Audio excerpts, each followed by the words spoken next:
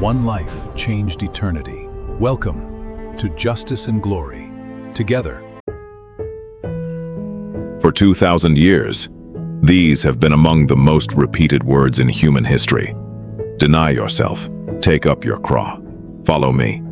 You have seen the cross carved into rooftops and cathedral doors, printed on posters, hung on gold chains, tattooed onto skin, lifted at the front of solemn processions. It has become the gentlest and most familiar symbol we own. But here is a question almost no one stops to ask. On the day Jesus first said those words out loud, standing on a dusty road in the far north of a Roman province, there was no Christianity yet. There were no churches. Not a single person in that crowd had ever worn a cross as jewelry, because to them the cross was not a symbol of hope or comfort. It was the single most feared object in their world. So what did the people standing in front of him actually hear? Not encouragement, not decoration, something much closer to a death sentence. Hold on to that question, because the honest answer changes the way these words land. Let us begin with the shock that time has quietly worn away. When a modern listener hears "take up your cross," they usually picture a burden.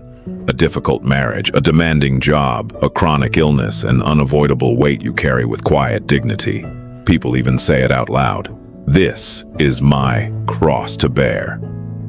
But that is not what the first listeners heard, and it is not what the words meant. In the first century, a cross was not a metaphor for hardship. It was a specific instrument of public execution, operated by the Roman state, reserved for the lowest of the low. When Jesus spoke the word that gets translated as cross, no one in that crowd thought of patience or personal struggle. They thought of a man they had actually seen, nailed to a wooden beam beside a road, dying slowly in front of everyone he knew. That image is the key that unlocks everything else. And to understand why it was so devastating, we have to stand where they were standing. Caesarea Philippi, the far north of Galilee, around the year 29. The setting matters more than most people realize. According to the Gospels of Matthew and Mark, this teaching arrives at a hinge point in the whole story. Jesus has taken his closest followers far to the north, to a region near the springs of Caesarea Philippi, and he asks them who they believe he is. Simon Peter answers with the great confession that Jesus is the Messiah, the anointed one his people had waited for across centuries. And then in the very next breath, Jesus says something that makes no sense to them at all. He begins to tell them plainly that he must suffer, be rejected by the leaders, be killed, and after 3 days rise again. Peter is horrified. He pulls Jesus aside and rebukes him, because in the hopes of that time, the Messiah was a conqueror, not a casualty. The anointed king was supposed to break the power of Rome, not be crushed beneath it. It is into that stunned, resisting silence that Jesus turns to the whole crowd and says the words, "If anyone wants to come after me, let him deny himself and take up his cross and follow me." He is not offering a slogan. He has just told them exactly where this road leads, and now he is inviting them to walk it with him. Here is the first thing that almost everyone misses entirely. Crucifixion was not a Jewish punishment. Under the law of Israel, the death penalty meant stoning. The cross was foreign. It belonged to the occupier. It was the tool of the very empire, pressing down on them. And that made the image not only terrifying, but humiliating in a deeply personal way. To a Jewish audience living under Roman rule, the cross was the sharpened edge of everything they resented and feared. It was the way Rome answered defiance. So when Jesus reached for that image, he was not choosing a comforting picture of endurance. He was choosing the most charged, most political, most dreadful object available to him. And the people listening would have felt the shock of it in their chests long before they ever grasped the meaning. To feel what they felt, you have to understand how a Roman crucifixion actually worked, because the horror was engineered on purpose. Rome had many ways to kill. If the empire simply wanted a person dead, a sword was faster and cleaner. Crucifixion existed for an entirely different reason. Its purpose was not efficient death. Its purpose was terror, made public and stretched out for as long as possible. The condemned man was usually stripped and beaten first.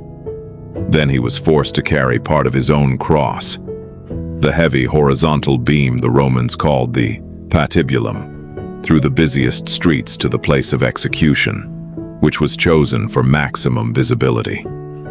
Along a main road, outside a city gate, on a hillside where every traveler could see. Often a placard was displayed announcing the charge against him, so the crowd would know precisely why he was dying. The upright post frequently stood waiting at the site, and the man was fixed to the beam and raised up to hang, sometimes for days in front of anyone who passed. This was not only pain, it was designed shame. It announced to every witness, "This is what happens to those who defy Rome," and it stripped the dying person of every last shred of dignity while the world watched. And notice who the real audience was. It was never only the man on the cross, it was everyone else. Rome was not simply punishing an individual, it was sending a message to a whole population, and the message was written in the slowest, most visible language it could find. A crucified man was, in the eyes of Roman law, already a dead man, even while he still breathed. He had been stripped of his name, his rights, his future, and his dignity, and left hanging where the living could not look away. Death itself could take many hours, sometimes even days, to arrive. That was not a flaw in the method. That was the method. The prolonged public dying was the entire point, because the terror it planted in the watching crowd was worth more to Rome than the death of any single prisoner. The Romans themselves knew exactly how monstrous it was. The Roman statesman Cicero, writing in the century before Jesus, called crucifixion the most cruel and disgusting of punishments, and he said, "The very word cross should be kept far away, not only from the body of a Roman citizen, but from his thoughts, his eyes, and his ears." Roman citizens were, by law, protected from it except in the most extreme cases of treason. It was a death fit only for slaves, for rebels, for bandits, for the conquered. The Jewish historian Josephus, who saw crucifixion with his own eyes during the war of his generation, called it the most wretched of deaths. The philosopher Seneca wrote that a person facing that fate might well prefer to take his own life rather than endure it. And the Greek writer Plutarch, describing the practice, captured the single grim detail we most need to hear, that each of the condemned carries out his own cross to the place of death. That is the picture the crowd had in their minds. Not a symbol, a man carrying the beam of his own execution down a public road, already counted among the dead, walking toward a place from which he would never return. That is the image Jesus placed in front of them when he said, "Take up your cross, the hills of Galilee," within living memory. And here's where the history becomes almost unbearably close. This was not a distant rumor to the people of Galilee. It was living memory, and it had happened in their own hills. Around the year 4 before our era, when Jesus was still a small child, the region erupted after the death of Herod the Great. In the chaos, the Roman governor of Syria, a man named Varus, marched in with legions to crush the unrest. The Jewish historian Josephus, writing near the end of the 1st century, records that Varus crucified around 2,000 men. 2,000 crosses, set up as a warning across the countryside. One of the centers of that revolt was the city of Sepphoris, which was burned, its people sold into slavery. And Sepphoris sat only a few miles from a small village called Nazareth, the village where Jesus grew up. In Jewish memory, the War of Varus was remembered for generations as one of the great catastrophes. Now think about what that means. The people listening to Jesus, and quite possibly Jesus himself, had grown up in the long shadow of that memory. Roads lined with dying men, the smell of it carried on the wind. Families who had lost fathers and brothers to Roman crosses. When Jesus said, "Take up your cross," He was not trading in abstractions with people who had never seen one. He was speaking to a community that had watched crucifixion happen at scale, within living memory, in their own backyard. Now, a fair and important question deserves a fair answer. Did Jesus actually say these words during his life before his own crucifixion, or did his followers place them on his lips afterward, once the cross had become the center of their faith? It is a reasonable thing to ask, and historians take it seriously. Two things are worth weighing. First, the saying appears in more than one strand of the earliest tradition. It sits inside Mark's narrative, and it also appears in a slightly different form in the collection of sayings that Matthew and Luke share. This kind of multiple attestation is one of the marks many scholars look for when they judge whether a saying belongs to the earliest layer of memory about Jesus. Second, there is the sheer strangeness of it. At the point in the story where Jesus first speaks these words, he had given no clear public sign that he would die by crucifixion in particular, and crucifixion was not the Jewish way of executing anyone. A saying that difficult, that jarring, pointing toward a foreign and shameful death, is not the kind of thing a movement would casually invent to flatter its founder. The image is too raw. For many historians, that rawness is itself a fingerprint of something authentic. It is also worth remembering that the people who first carried this saying forward were not spared its meaning. Within a single generation, some of them would face Roman execution themselves. They had every reason in the world to soften the words, and yet the words came down to us unsoftened. Now let the picture slow down, because this is where it turns from history into something that touches you. Imagine you are standing in that crowd. You have seen the death marches. You know what the beam on a man's shoulders means. It means he is already, in the eyes of the law, a dead man. He has been condemned. There is no appeal left, no path home. Every step he takes is a step toward his own execution, in full public view, and everyone lining the road knows it. That is the weight buried inside the phrase. To take up your cross was to accept the position of the condemned, to walk toward death, to give up any claim on your old life. And then comes the part that would only make sense to them much later. The man saying these words would one day do exactly this. The Gospels record that when Jesus was finally led out to die, he was made to carry his own beam until, worn down and failing, a passerby named Simon from Cyrene was pulled out of the crowd and forced to carry it the rest of the way. A placard was fixed above him, naming his supposed crime, King of the Jews. The teacher who had told them to take up the cross took up his own. He was not asking his followers to do anything he was unwilling to do first. He walked the very road he had described. Sit for a moment with how total that was. To the people, first hearing it, following this teacher did not mean simply adding a new belief to an otherwise unchanged life. It meant being willing to be treated the way Rome treated its enemies. It meant that loyalty to him might one day cost them everything the world could take: their standing, their safety, their families, and their lives. He was not recruiting admirers. He was asking whether they were prepared to lose the very thing that every human instinct fights hardest to keep. And he asked it not with a raised voice or a threat, but as a plain and sober invitation, the way a man might describe a road he has already made up his mind to walk. A tomb in Jerusalem, discovered in 1968. There is one more thing that turns this from a story into stone you can almost touch. For a very long time, everything we knew about crucifixion in this land came only from written accounts. Physical evidence was almost non-existent, and there are good reasons for that.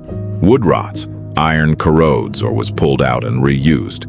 Bodies were often left exposed and never recovered, so the written horror had no body to go with it. Then, in 1968, in a suburb of Jerusalem called Givat HaMivtar, a construction crew accidentally broke into an ancient tomb, and an archaeologist named Vasilios Tsafaris was called to excavate. Inside, among the bones of ordinary people from the 1st century, they found a stone box holding the remains of a young man. His name was carved on the outside, Yehohanan. He had died in his 20s, and driven through his heel bone was an iron nail, still lodged in the bone, its point bent where it had struck a hard knot in the wood of the cross. The nail had been so difficult to remove that his family buried him with it still in place. A physical anthropologist at the Hebrew University studied the remains and published the findings. For the first time, the written horror had a body. We should be careful and honest about what this discovery does and does not prove. The heel of Yehohanan does not verify any single event in the Gospels. It cannot confirm what happened on any particular hill on any particular afternoon. That is not what archaeology can do here. What it does do is confirm the reality behind the words. It illuminates the world Jesus was speaking into. It shows in bone and iron that crucifixion by nailing was carried out in this very land, in this very century, on a young Jewish man, exactly as the ancient sources described. When Jesus told that crowd to take up a cross, he was pointing at a nail like the one still lodged in Yehohanan's heel. The find gives us the setting. It cannot give us the sermon, but the setting alone is enough to change how the sermon sounds. Now go back to the words themselves, in the language in which they were first written down. The Greek word translated as crosses stauros, which meant an upright stake or the beam of an execution.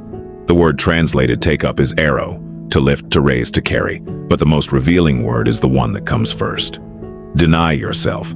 The Greek verb there is aparneomai, which means to disown, to renounce, to say no to. And here is a detail the Gospel of Mark seems to place with real intention. That very same word, aparneomai, is the word Mark uses later in his account when Peter, in the courtyard on the night of the arrest, denies Jesus 3 times. Jesus says, "Deny yourself." Peter, when the pressure finally comes, denies his master instead. The Gospel sets those 2 moments in quiet contrast. To follow this path is to say no to yourself. The tragedy of that night was a man who said no to the wrong person, and Luke, alone among the Gospel writers, adds a single word that stretches the whole meaning across a lifetime. He writes, "Take up your cross daily." It is worth knowing that this little word, daily, does not appear in every ancient copy of Luke, and scholars have long discussed it, but it is preserved in some of the oldest and most respected manuscripts we possess. And with that one word, the image shifts. The cross is no longer a single dramatic moment of martyrdom. It becomes a daily posture. Every day, saying no to the self that wants above all to save itself. Every day, taking up the position of one who has already surrendered his own claim on his life. So now we can return to the question we started with and read it again in the light of everything we have found. What did Jesus really mean by take up your cross? He did not mean endure your inconveniences. He did not mean carry your ordinary burdens bravely. Those readings are gentle, and they are also only a faded shadow of the original. What his listeners heard was far heavier and far more total. He was using the most frightening image available in their world, the Roman death march of the condemned, and he was saying that to follow him was to walk that road, to let go of the life you were clinging to count your old self as already surrendered. It was not a call to comfortable religion. It was a call to a complete reordering of what a person lives for, framed in the starkest possible terms. And the one who said it would soon carry his own beam through those same streets, which is why, for the men and women who first followed him, these words could never again be made soft. It is worth seeing how the meaning traveled through the centuries after that. In the early monastic movements and across much of Catholic and Orthodox spirituality, take up your cross was understood as a call to self-denial in a demanding, disciplined sense, the daily death of the appetites and the ego. In the centuries since, the phrase has slowly drifted, in ordinary speech, toward the lighter meaning, the private burden, the cross to bear. Both the ancient rigor and the modern softening are real parts of the long history of these words. But standing here at the source, hearing them the way the first crowd heard them, we recover the shock the phrase has lost. And that shock is not only a religious matter. Even setting aside every question of faith, the scene confronts anyone who hears it with an uncomfortable and clarifying question. What would you have to be willing to lose in order to follow something all the way to the end? That is the strange power hidden inside these words. Time turned them into jewelry. History turns them back into a road. A man carrying a beam, a crowd that had seen it happen before, a nail bent against the grain of the wood, and a teacher who told them to pick up the very thing that could kill them and then walked ahead of them to show that he meant it. If this changed the way you hear a phrase you thought you already understood, stay with us. There are other words of Jesus that have been softened by 20 centuries of familiarity, and beneath each of them is a whole world waiting to be rediscovered.